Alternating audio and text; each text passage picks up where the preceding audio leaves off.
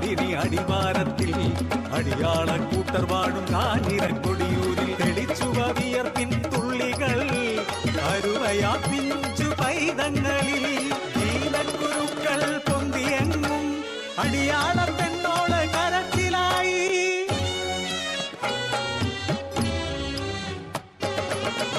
പൈതങ്ങൾ വാടിത്തളർന്നു ബോധമറ്റു ഊരാകെ ദീനരോദനങ്ങൾ. ഊരുമുത്തി മുന്നിലായി കാഞ്ഞിരത്തറയില് കുട്ടിയോളെ കിടത്തി അമ്മമാർ കരച്ചിലായി. ചേലച്ച പുലയി തലതല്ലി കരച്ചിലായി.